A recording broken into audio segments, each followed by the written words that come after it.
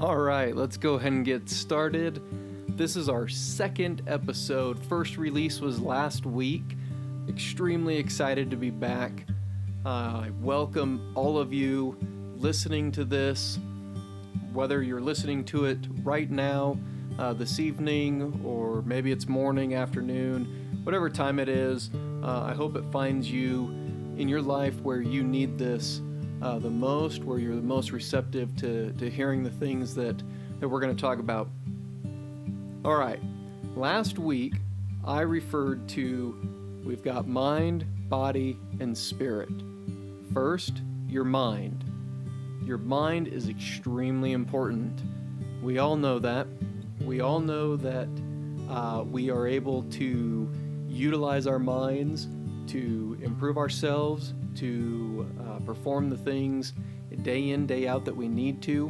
But what are we doing to ensure that our minds are in the state that they need to be in? We're going to talk about improving our minds through education, furthering learning opportunities. But one of the main things that we need to make sure we're paying attention to are what is entering our mind.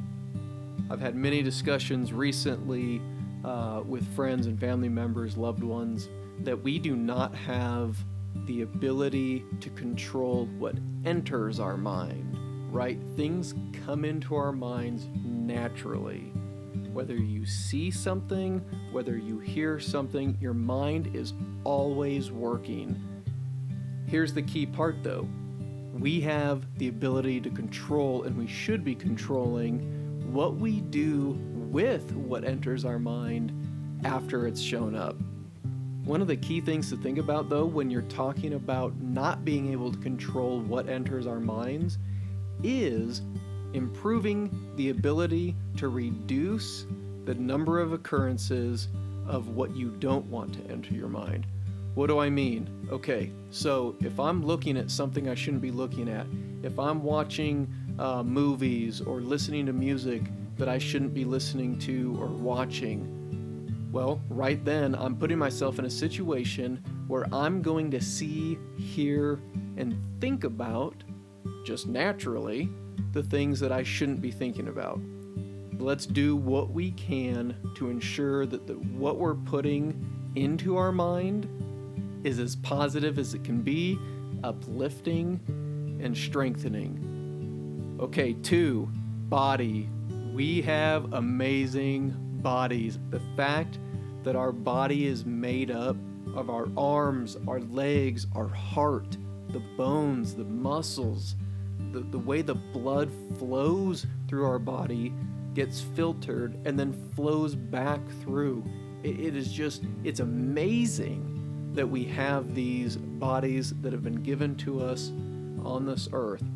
Now, what we need to be doing with our bodies is making sure that we're taking care of them, making sure that what we're putting into them is premium. If you went and bought a Ferrari, you're not going to put low-grade fuel into that vehicle. So what are we doing to take care of ourselves like a Ferrari? Are we eating and drinking what we should be? Are we ensuring that we are getting the rest that we need to be receiving? There are many things our body needs, and we have the responsibility to take care of them. One of the cool things that we do is we sleep. We give our body rest. It also helps our mind and rejuvenates our spirit. I'm going to give a little teaser into next week's episode. I have an amazing audio that you can listen to just before going to bed each night, and it will help you fall asleep. It will help you get a better sleep. It will help you feel good about yourself. It will help your body rejuvenate. It'll help your mind rejuvenate, and it'll help boost your spirit. Just want to give a little heads up on that so that way you're looking out for it, because sleep and rest for our bodies, minds, and spirit are critical. Super, super important. Okay, first, we're taking care of our minds, right? We're learning, we're watching what we're putting into them, we're watching what we're doing, and ensuring that we're keeping ourselves where we need to be. Body. We're doing what we need to be doing with what we're eating, what we're drinking, the rest, exercise, things like that. The third one I've saved to the last because it's spirit. And spirit encompasses everything. The strength of our spirit can overcome any of the lack that we have in any other area. I broke my neck a few years ago, and it was my spirit that kept me going. It was my relationship with my Heavenly Father and Jesus Christ that kept me going. It was my spirit connection with my spouse and my family and my kids that kept me going. Having a faith and a hope and a determination to improve yourself and get to where you want to be after this life is what helps keep you going when everything else is crumbling underneath you, or you feel that everything is crumbling underneath you. So what are some things we can be doing to ensure that our spirit is uplifted? Positive music, good food, healthy food, plenty of water. What I want each of you to know is that our spirit is improved and strengthened and edified not only by reading the scriptures, praying to our Heavenly Father, and going to church and other religious activities, but also by ensuring that what we are eating and drinking and how we take care of our bodies and how we take care of our minds and how we're spending our time and how we're treating others is all important. You can't just do one thing and say, okay, everything else I do doesn't matter because I did this. It doesn't matter what religion you are. That's not my focus. My focus is ensuring that what you take from this is that your spirit matters, your mind matters, and your body matters.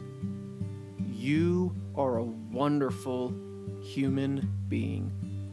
You are an extremely special human being, and you are loved by the most important person in our entire universe, which is our Heavenly Father. You are also loved by Jesus Christ. And I guarantee you, you also have family, friends, and acquaintances that love you as well. I love you, and I can't wait till next time. Have a good afternoon, a good evening, and a good night.